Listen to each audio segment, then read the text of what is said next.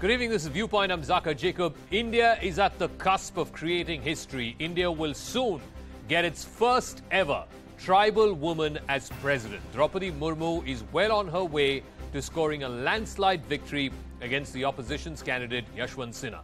Within the hour, we will also be getting shots of the Prime Minister at Draupadi Murmu's residence congratulating her. We will also see a Vijay Yatra, which the BJP will be undertaking from its headquarters here in Delhi.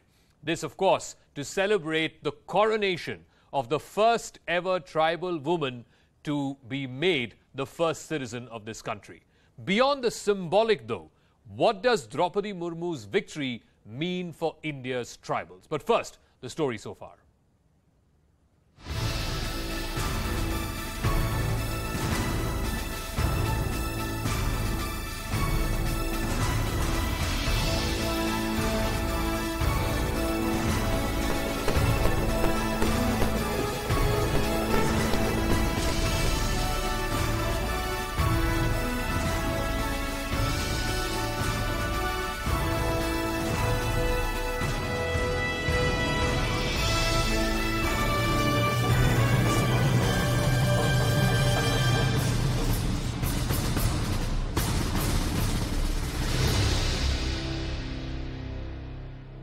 All right, where does the Electoral College count stand as of right now? Just moments ago, we had the Rajya Sabha Secretary General coming out and giving us the latest figures. As of right now, Draupadi Murmu is running away in this contest. She is currently at 4,83,299 Electoral College votes. Yashwant Sinha far, far behind at merely 1,89,876. In fact, the entire Electoral College is a little over 10 lakh voters. That, of course, means that anything above 5 lakhs would mean that Draupadi Murmu has a simple majority, has more than 50% of the votes, and therefore she will become the next president of India. Remember, all the votes of the MPs have been counted and the MLAs of 10 states have been counted. So you have another 19 states and union territories yet to be counted. That process could go on for a while. But, like I said, the moment Draupadi Murmu crosses that magic figure of 5 lakh plus, then clearly she is the next president of India. This is a big moment. This is a big moment because it's history that is in the making. For the first time, a tribal woman, an ST woman, will be occupying the highest constitutional post in the country. And this is a big deal for Draupadi Murmu's native. That is all the way in Rairangpur in Mayurbhanj district in Odisha. And from there, my colleague Rupashri Nanda is joining us live. Just get us a sense, Rupashri, of what this moment means. Beyond the symbolism, what does the coronation of the first tribal woman to be president of India, what does it mean for Rairangpur? What does it mean for Odisha? What does it mean for the tribals there? Well, Zaka, very quickly, actually, I would say that it actually is a huge thing for the tribal community, for the Santhal community over here, even though they do not understand the full implications of what are the powers of the president. They do know that it is the highest job in the country and somebody from their community has made it over there. Before a few minutes, I was in both Paharpur and Uparbeda, the place where Draupadi Murmu actually has a home. One is the village that she was married into and the other is the village where she was born. And if you look at those villages, Zaka, you would see that they are very, very ordinary villages. There are houses which are made of mud over there, wall paintings on the houses, thatched roofs, I know everything that looks like a typical Indian village. The roads to those villages are also not very great. There are issues of water, there are issues of electricity, and even when you talk about schools, in one particular village there were classes only up till class 7, and education is a struggle. So if you look at it from that point of view, it is indeed extremely remarkable, and absolutely it is difficult to put it in words what it means for the people of that community. Now I spoke to many people over there, men and women and even girl children. What it has done is it has actually in a way given confidence to the people over there that if Draupadi Murmu can do it, so can we. And especially the children, girl children who were starting in schools, they repeatedly said that she has done it because of her hard work. And if we work hard, then we can also make it in life. And that is a very big thing. The sense of hope that this has given to a community that is actually amongst the poorest of the poor. All right. Apart from that, they also have expectations that this area is going to develop further. And if I can just add one word about Draupadi Murmu, Zaka, even after she became a governor, and I'm here standing in Rairangpur, there has been little or no change in the house that she stays here in Rairangpur. It is an extremely modest place. It is completely open, and people who describe her actually say that she is very open-minded. She's open to meeting people. She's a problem solver, and she's somebody who they describe as Milansar. And it is in Rairangpur actually she started teaching in the Aurobindo Integral School, which is why if you talk to people over here, everybody has a Draupadi Murmu story to narrate, because they say that she is a Didi, and when she started doing that, she did it without actually without the intention of earning any money. And therefore, through all the ups and downs in her life and through the many personal tragedies, the one thing that defines her life is the sense of giving back to society and building for the people of her community and her class. All right, we'll leave it at that. Rupashri Nanda, many thanks for joining us live from Rairangpur, which is, of course, where Madam President Draupadi Murmu has her home. Let me go across to Anshul Singh, who's joining us from the BJP headquarters. Siddhant Mishra is joining us from Murmu's residence here in Delhi. Anshul, so the BJP, massive celebrations being organized there at the BJP headquarters. What's on the agenda? So yes, the party has already started over here at the Delhi BJP headquarters. I'll just move out of the frame and ask my camera person Vikas Kumar to show you the visuals over here. Folk dances, everything, folk dance that hosts the bands, the nagadas, all are in position right now. Everyone is celebrating. It is just a matter of time before history is made and Draupadi Murmu is announced as the first tribal president of India. So here at the Delhi BJP headquarters in the next few minutes, BJP President JP Nadda will be arriving over here.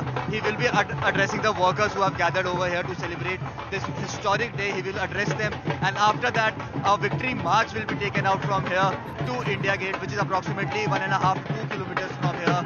So yes, big celebrations are lined up for today. Now it is just a matter of time before Draupadi Murmu's name is finalized, and in the next few minutes we are expecting JP Nadda to arrive over here and address the crowd and thank them for this massive and the biggest victory that we are going to see today of the BJP. It is expected, what the NDA has been saying, that more than 70% of votes are going to be in their favor. So yes, it is just a matter of time, and the only question that now remains is what is the margin of the victory of this victory is going to be. So yes, it's just a matter of minutes before JP Nadda arrives over here, addresses the crowd and takes out that massive victory march from here to India Gate, Saga. All right, Anshul, we'll leave it at that. Let me also go across to Siddhant, who's joining us from Murmu's residence here in Delhi. There again, huge crowds, sweets being distributed. I believe musicians and dance folks from not just Odisha, but from other states have landed up there as well. What's the mahal, as they say?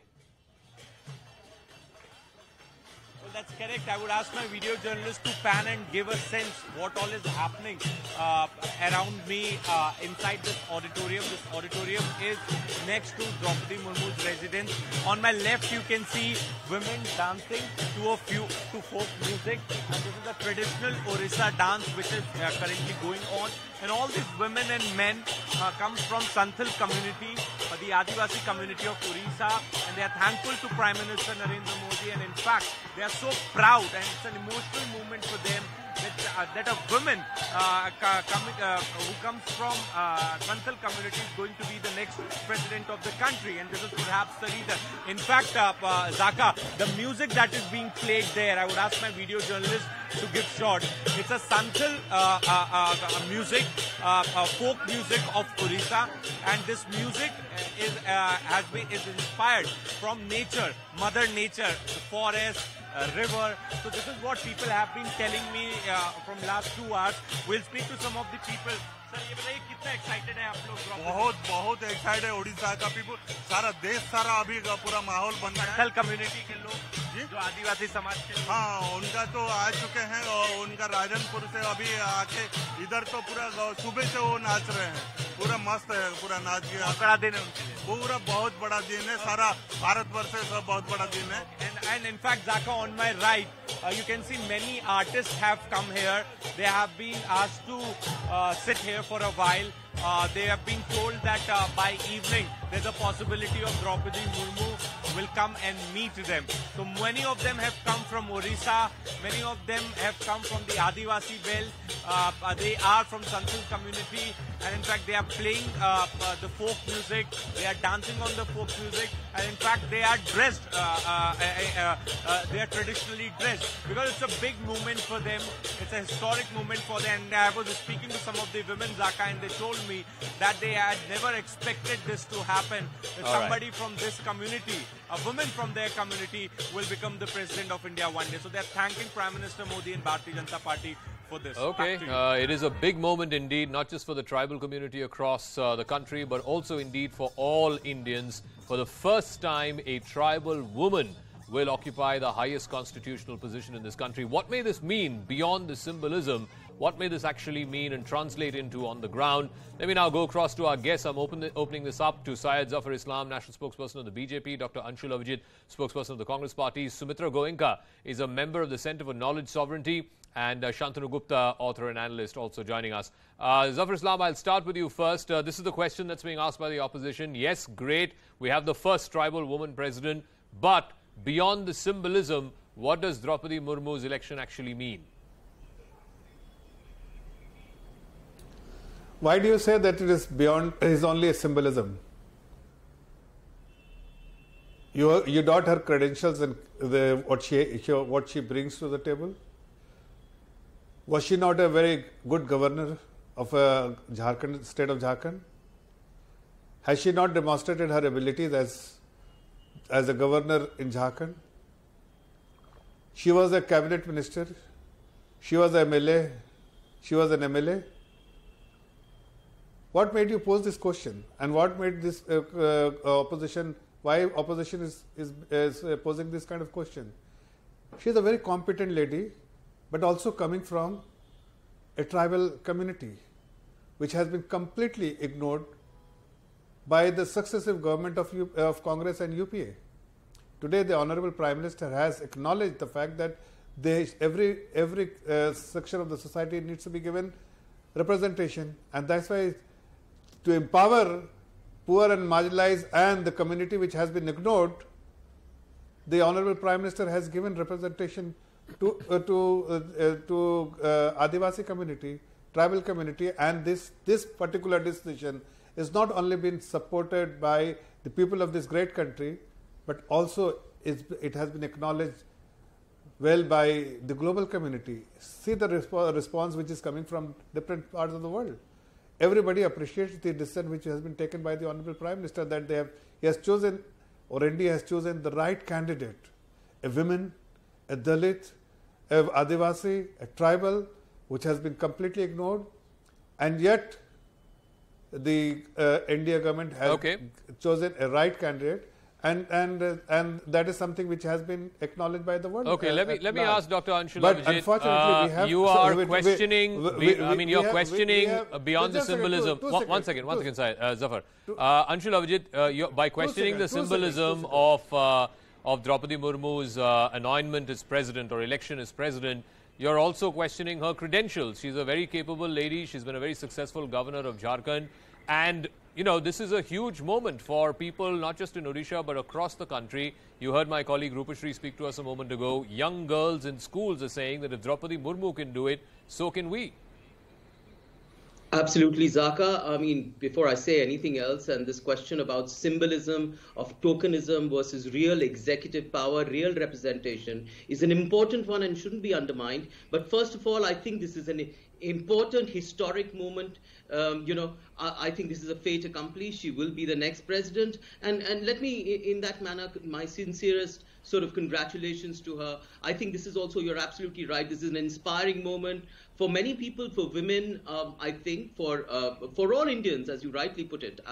But I think that central question it's not one we have raised. It's a question that has been plaguing us since independence, because social justice is one of the fundamental objectives of many of the framers of the Constitution, and also our politicians, of civil society, of the society on the whole. So what does it mean when you just have symbolism?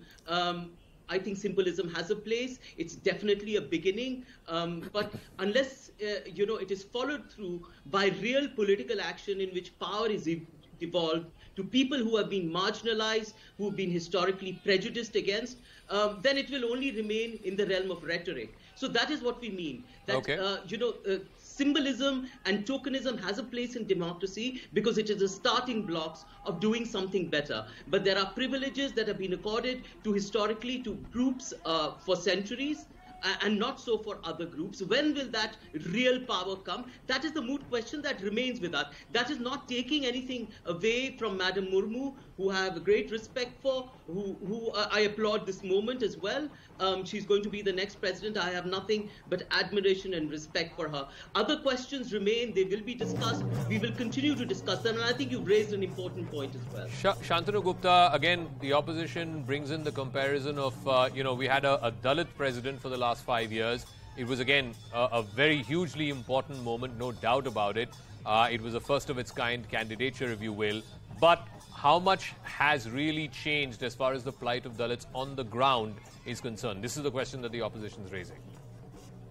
I think, Zaka, first I will point out the focus of the viewers to a sharp contrast today. I see Congress and BJP, both the Karyakartas, on road today for different reasons. So Congress Karyakartas on road today that how can ED dare to question the Sonia Gandhi, right? And BJP people are on road to celebrate that in Indian democracy, a woman born in tribal family can also reach the highest position in the country. And that contrast is very interesting politically. And not only that, the previous president was from Dalit community, now the future president is from a tribal community. BJP currently has the highest number of member of parliament from the Dalit community and OBC community. BJP has the highest number of MLAs from the Dalit community and OBC community. The Prime Minister comes from the OBC community. So I think it's not only whatever is the president role is president's role. I think then maybe the whole parliament has to decide, are we going to redefine president role? But in every section, BJP is giving appropriate representation.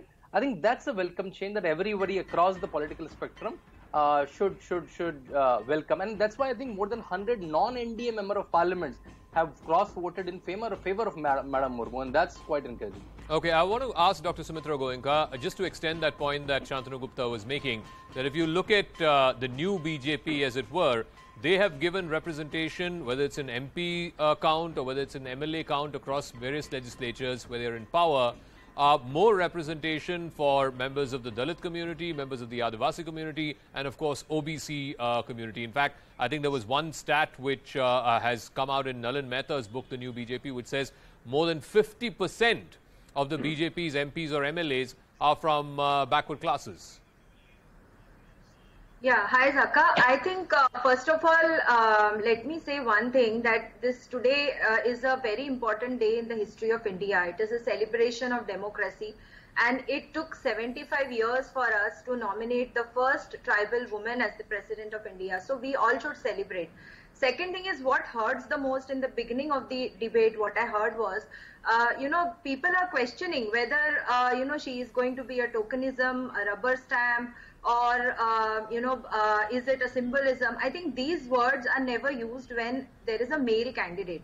Why are these words used when it is a female candidate? I think that is something which we need to understand, that we cannot talk in this way when it is a female candidate. While I agree with you that this government has done an excellent thing by giving a voice to the tribal community, which has always been deprived. They have very little recognition. So far, we have seen tribals facing conversions. They face issues like rapes, which are never reported. There is exploitation. So in coming from such a community, from an area which lacks basic infrastructure. A woman has risen from the rank of being a councillor. Earlier she was a government employee, from what I know about her. Yeah. And from there becoming a councillor, and then gradually becoming an MLA, then becoming in Jharkhand she became the governor. First time the tribal was appointed as a governor, a woman tribal leader was appointed a governor, and after that now she has been nominated as the president. So why are questions being raised? First of all, whether she is a tokenism, symbolism. I think this is a grave insult to the entire women community, to the lady who has impeccable track record of public service. I mean, Okay. you know the tragic life history of this lady, but she Yes. has come out strong. She has set an example. So this really hurts. I think it is a great thing today to see that India has decided to choose a president who belongs to a tribal community. She is a woman. And I am proud to say that even perhaps the oldest democracy, America, which keeps on talking about democracy and women and diversity, even they don't have a woman president so far. Correct. So it is a very big leap for us, and we should celebrate it rather than raising questions about these things. Okay, And I want to shift to talk about another story that also broke just within the last hour, which is, I think, equally, politically speaking, at least important. And I want to ask both Zafar Islam and Anshula Vijit on this. On the vice presidential election, within the last half an hour, we've got confirmation from the Trinamool Congress, which is one of the largest opposition blocs, that they will not be backing either Jagdeep Dhankar or Margaret Alva. So the question that's being asked, Zafar Islam, is what is going on here? Why would one of the principal opposition parties neither back your candidate nor back the opposition candidate? So is there some kind of behind-the-scenes play going on here? No, Zaka, see, you have to understand the dynamics. First of all, they chose the wrong candidate for presidential election. They had chosen somebody which everyone knew that they will not get support, or he will not get support from many political parties and their own members. Yet still they went ahead, even though everybody was suggesting that Yashwant Sinha should opt out of this election and withdraw his nomination. But he didn't do that, and nor that TMC or other political parties pushed him to do that. Here also, they have chosen the candidate without having any discussion, and by abstaining from the election, that only suggests that it only strengthens the hand of NDA, and eventually, in any case, he is going to win. But of course, we will win with a bigger margin than what was. The question that's being asked, Zafar, the question that's being asked is, we now know that I think last week when Mamata Banerjee was in North Bengal, in Darjeeling specifically, there was a meeting between Himanta Biswa Sarma, the Assam Chief Minister, and Mamata Banerjee. Was this decision to abstain a consequence of that meeting? Because the TMC did not attend the opposition meeting that happened on Sunday at Mr. Sharad Pawar's residence, where Margaret Alva's name was proposed. See, I can't speak about it, and I don't know honestly whether that meeting has anything to do with this, what the decision they have taken. But clearly it suggests that TMC and other political parties in opposition, they do not have any consensus candidate. Okay. Whatever announcement has been made is not being supported by other political parties in opposition bench. And it is very apparent that they are choosing candidates without consultation here, and also a candidate which can get support from everyone. Here you can see the contrast. For presidential election, we have chosen a candidate which is not getting support from the opposition bench. Of course, 100% from the ruling bench and NDA, but also from the opposition bench. And same thing will happen. Okay. Trust me, same thing will happen even for VP election. Okay, Anshula Vijit, you heard from Abhishek Banerjee just moments ago. He is saying that the TMC was not invited for that meeting, or there was no adequate notice given to the TMC for that meeting that happened at Sharad Pawar's residence. The TMC was not consulted on the candidate Margaret Alva, and therefore they are going to abstain. Look, Zaka, this is an evolving story. The comment just came out a couple of moments back. I mean, I can't be expected to comment on them. I don't have full appreciation of the facts. I don't have full appreciation of the kind of background that went in these kind of deliberations. One telling comment was that this will not affect opposition unity in any particular way. There may have been particular misgivings. If there were misgivings, they can always be resolved. This is how the way the opposition works. I mean, the opposition is a complex entity. It's not a monolith, right? That you can attribute certain things to it, and that's how it's going to function. The element of predictability in an opposition. Anshul, doesn't it worry you that one of the principal opposition players is not backing your candidate? No, let me just become fully aware of the facts. There have been stray statements that have come out. The statement was played just before this bulletin. We will be fully cognizant of what has been happening. Misgivings can always be dispelled with any kind of forum like the opposition. It's not unique. It's not that it's never happened before. Okay. It's not that there are pulls and pressures within an opposition. It's not a monolith, right? So there are many things that happen within, but it's nothing that is beyond any discussion or debate. One other...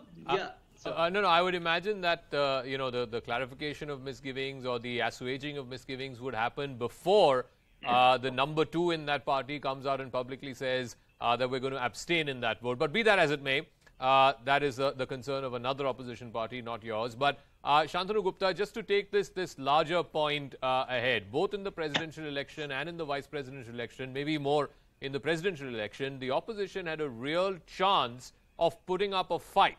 They made multiple mistakes, whether it was not finding a consensus candidate, whether it was not finding someone who actually could cut across opposition ranks, get in parties like the BJD, the YSRCP, etc., who would back such a candidate. The opposition could have given the NDA a run for its money. It simply failed from strategy to execution. In fact, last year we heard a lot of rumors that Prashant Kishore is making a tie-up of all the parties around Sharad Pawar's name. Then we realized Sharad Pawar refused to be the candidate. Then they tried around Farooq Abdullah. Then they tried around Gopal Gandhi. And nothing worked. So they are not even to have a consensus on a presidential candidate where the stake is lesser than a prime minister candidate. So come 2024, these parties will be again, I think, who will be the larger umbrella? I think that's the problem. A lot of people said, okay, this is my candidate or TMC's candidate. It's declared by Congress or it's declared by TMC. I think who will be the bigger daddy? That's the question, and that will make them fall again in 2024. I think this was, as you rightly said, a golden opportunity for them in run up to 2024 to show a real unity and make BJP run for its money. But even in both the elections, and even the candidate selection was such below par that they were not able to send a message, let alone winning the election. All right, it's interesting, isn't it? For the presidential election, it was a TMC candidate. Of course, Mr. Sinha is a TMC member. He's the vice president of that party. He is losing clearly. And for the vice presidential election, a Congress candidate, even though the Congress did not propose Margaret Alvar's name, is what we are given to understand, a Congress candidate is not being backed by the TMC. But I've got a piece of breaking news. I want to go across to that, and then I'll go across back to Sumitra Goenka. This is the BJP National President, JP Nadda. He's just tweeted moments ago that the proposal of Draupadi Murmu's name as the presidential candidate by the NDA has been met with support across party lines. I'm sure that her tenure would be very successful. And I think that is something worth pointing out, that it's not just, the NDA members of parliament who have voted for her. There has been cross-party appeal as well. So, Sumitra Goenka, maybe this is a good sign. I'll give you a final word for just 1 minute because I need to wrap up. That you have parties like BJD, YSRCP, even parties like JMM and Shiv Sena, who were supposed to be with the opposition camp, fully backing Draupadi Murmu. Yes, Zaka, I think I have a slightly different take on this. I think if other parties who have not supported Mrs. Murmu, if they would have also supported her, it would have shown solidarity for a tribal candidate. Even if Yashwant Sinha would have backed out, that would have given a different message that we are backing a tribal candidate, that a woman tribal candidate for the first time. Okay. So it's a really good thing that so many other political parties who have different ideologies have supported the candidature of Srimati Murmu. But I really would have hoped that all Indian parties would have unanimously, gone for Mrs. Murmu. Okay, we'll leave it at that. Thank you very much, Zafar Islam, Anshul Avijit, Shantanu Gupta and Sumitra Goenka for joining us. So in the next few minutes, in the next half hour or so, we will get that magic figure of 5 lakh. If she crosses 5 lakh, then Draupadi Murmu becomes the 15th President of India and the very first tribal woman president. In a moment, biggest exclusive tonight with Akanksha.